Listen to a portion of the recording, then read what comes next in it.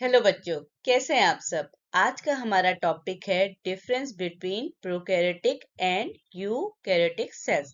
हमारी जो सेल्स होती है ना, वो दो तरीके की होती है। एक होती है प्रोकैरियोटिक, दूसरी होती है यूकैरियोटिक। प्रोकैरियोटिक मीन्स क्या होता है? प्रो मीन्स होता है प्राइमरी या प्रीमेच्योर। कैरियन मीन्स होता है न्यूक्लियस। तो प्रोकैरियोटिक सेल्स क्या होती है? जिनका न्यूक्लियस अच्छे से डेवलप नहीं हुआ होता है, तो उन सेल्स को हम क्या कहते हैं? Prokaryotic cells. यूकैरियोटिक सेल्स कौन सी होती हैं? Eu means true, karyon means nucleus.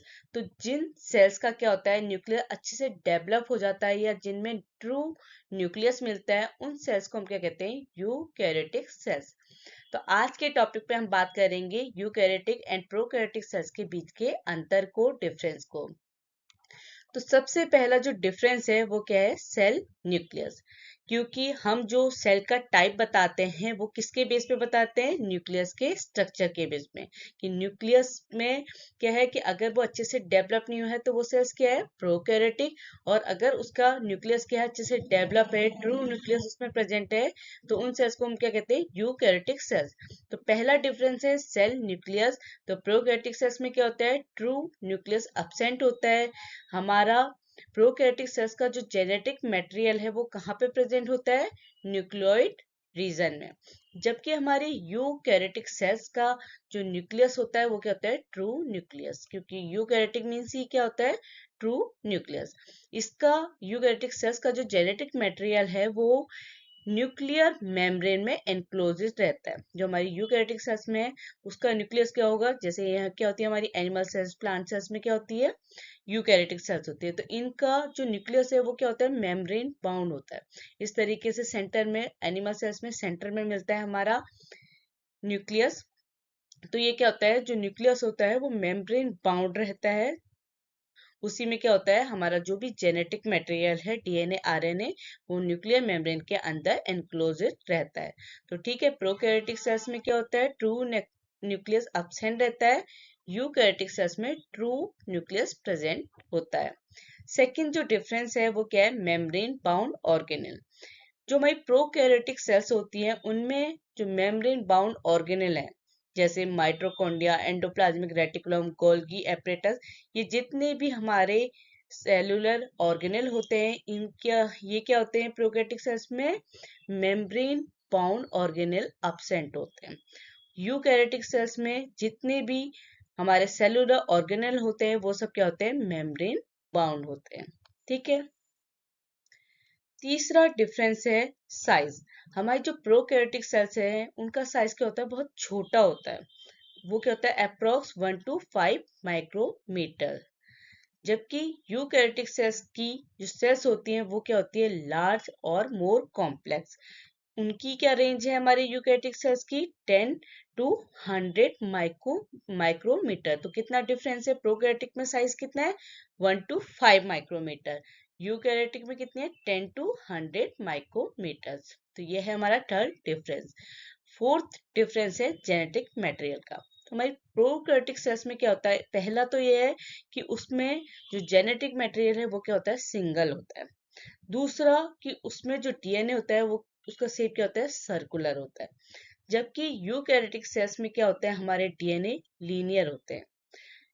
साथ ही साथ वो मल्टीपल फॉर्म में मिलते हैं। प्रोकैरियोटिक सेल्स में सिंगल डीएनए होता है और वो सर्कुलर शेप का होता है। यूकैरियोटिक सेल्स में डीएनए लीनियर होता है और क्या होते हैं? मल्टीपल डीएनए मॉलिक्यूल प्रेजेंट होते हैं हमारे यूकैरियोटिक सेल में और ऑर्गेनाइज रहते हैं इनटू क्रोमोसोम्स। जबकि प्रोकैरियोटिक सेल्स में ये अब्सेंट होते हैं। आपको जो जेनेटिक मटेरियल मिलेगा वो सिर्फ और सिर्फ सिंगल मिलेगा। फिफ्थ डिफरेंस है राइबोसोम्स में। जो हमारी प्रोकैरियोटिक सेल्स होती है ना, उनके राइबोसोम्स क्या होते हैं? छोटे होते हैं, स्मॉलर होते हैं। किसके कंपैरिजन? यूकैरियोटिक सेल्स में। कितने होते हैं? 70s। ये 70s क्या है? जो उसमें एक लार्जर यूनिट और एक स्मॉलर यूनिट में बना हुआ होता है। प्रोकैरियोटिक सेल्स में जो स्मॉलर यूनिट होती है वो होती है 30s और लार्जर यूनिट होती है 50s। तो प्रोकैरियोटिक राइबोसोम्स कितने होते हैं? 70s। यूकैरियोटिक सेल्स के राइबोसोम्स क्या होते हैं? प्रोकैरियोटिक से बड़े होते हैं। कितने होते हैं? 80s। इसमें जो स्मॉलर यूनिट होती है वो होती है 40s, और जो लार्जर यूनिट होती है वो होती है 60s। तो क्या डिफरेंस है राइबोसोम्स में? प्रोकैरियोटिक में 70s और यूकैरियोटिक सेल्स में 80s राइबोसोम्स प्रेजेंट होते हैं। छठा डिफरेंस है सेल डिवीजन। हमारी प्रोकैरियोटिक सेल्स में जो डिवीजन होता है ना, वो किसके द्वारा होता है? बाइनरी फिशन के थ्रू। जबकि यूकैरियोटिक सेल्स में सोमेटिक सेल्स के लिए माइटोसिस और सेक्स सेल के लिए मियोसिस। देखो अच्छे से सुनना कि प्रोकैरियोटिक सेल्स में जो डिवीजन हो रहा है वो बाइनरी फिशन के थ्रू हो रहा है।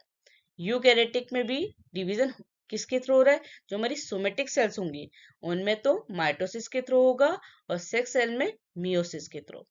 7 डिफरेंस है साइटोस्केलेटन। प्रोकैरियोटिक सेल्स में जो साइटोस्केलेटन होता है वो क्या होता है? प्रेजेंट होता है पर वेल डेवलप्ड नहीं होता। जिस तरह से न्यूक्लियस उसका क्या होता है? ट्रू न्यूक्लियस प्रेजेंट नहीं होता, उसी तरीके से साइटोस्केलेटन भी क्या होते हैं? अच्छे से डेवलप फॉर्म में नहीं होते हैं। जबकि यूकैरियोटिक सेल्स में साइटोस्केलेटन क्या होते हैं? हमारे डिफरेंट एलिमेंट से बने हुए होते हैं। वो एलिमेंट्स क्या क्या है?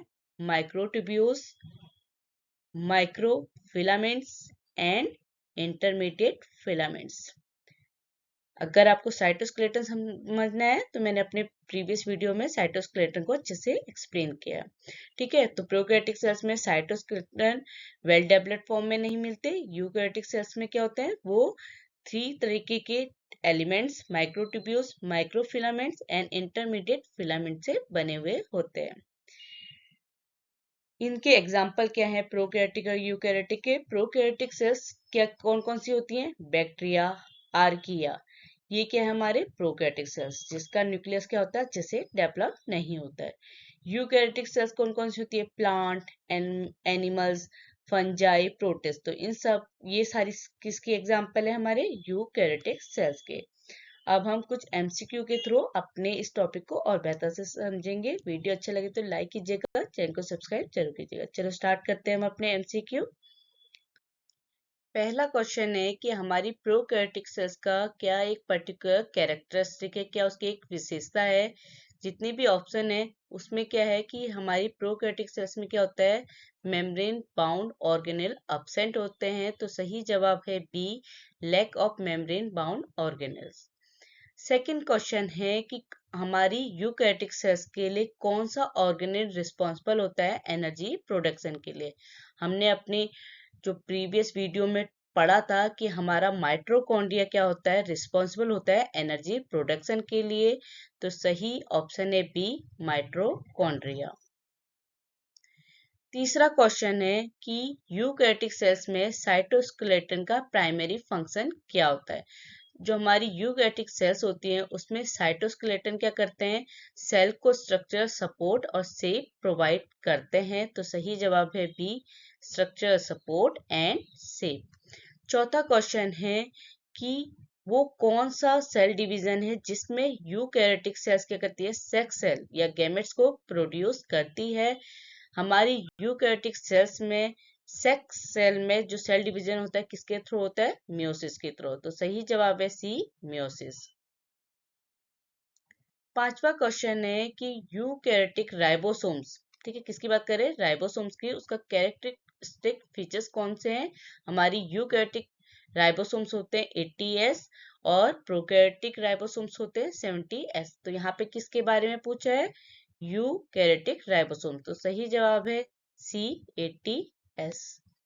छठा क्वेश्चन है कि यूकैरियोटिक सेल्स में जो डीएनए अरेंजमेंट होता है वो किस तरीके का होता है?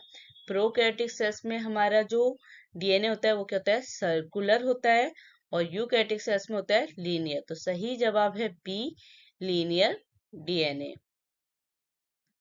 सातवां क्वेश्चन है कि प्रोकैरियोटिक ऑर्गेनिज्म का कौन सा, ये जितने भी ऑप्शन दिए उसमें कौन सा हमारी प्रोकैरियोटिक सेल का एग्जाम्पल है?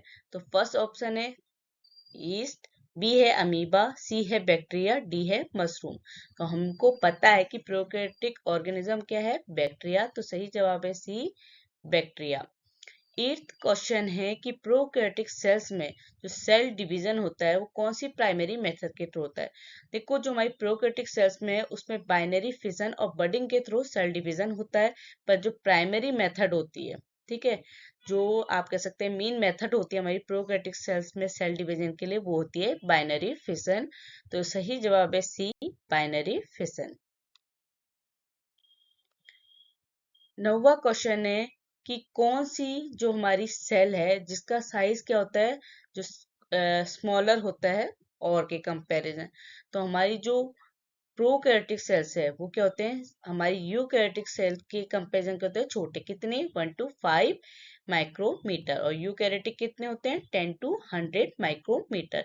तो यहाँ पे क्या पूछा है, वो सेल का नाम जो क्या हो, साइज में छोटी हो, स्मॉलर हो। तो हमारी क्या होती है prokaryotic cells, smaller in size होती है, कितना 1 to 5 माइक्रोमीटर। तो सही जवाब है बी, प्रोकैरियोटिक।